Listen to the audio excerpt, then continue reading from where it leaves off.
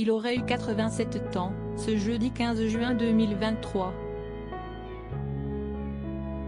Claude Brasseur est décédé à l'âge de 84 ans, le 22 décembre 2020.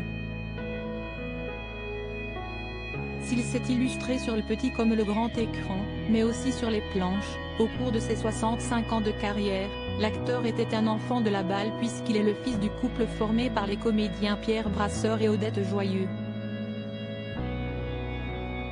Son parrain n'était également pas un inconnu puisqu'il s'agit de l'illustre écrivain Ernest Hemingway.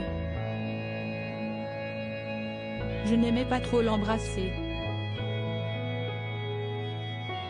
Il n'avait pas encore la barbe mais il était en train de se la laisser pousser, il me faisait des bisous mais j'avais horreur de ça parce que ça me piquait, s'était souvenu Claude Brasseur sur le plateau de l'invité, sur TV5 Monde, en 2016.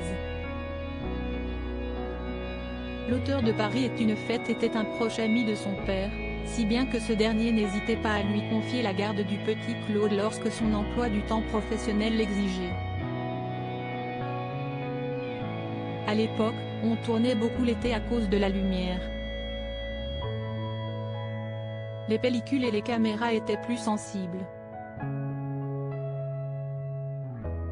Mon père avait téléphoné à Ernest en lui disant « Écoute, je ne peux pas m'occuper de Claudie.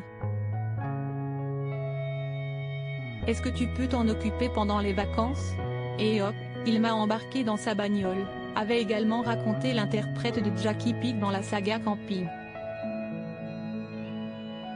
Claude Brasseur, une dynastie d'acteurs avec son père Pierre, et son fils Alexandre. Quand Claude Brasseur évoquait les cicatrices de son enfance, si ces périodes de tournage lui ont permis de passer du temps en compagnie de son célèbre parrain, Claude Brasseur a en revanche souffert de l'absence de ses parents.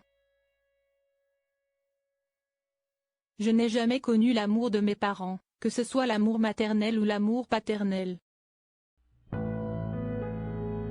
Ils ne se sont jamais occupés de moi, ils avaient bien autre chose à faire, a-t-il notamment confié par écrit dans son autobiographie, parue en 2014, et intitulée Merci.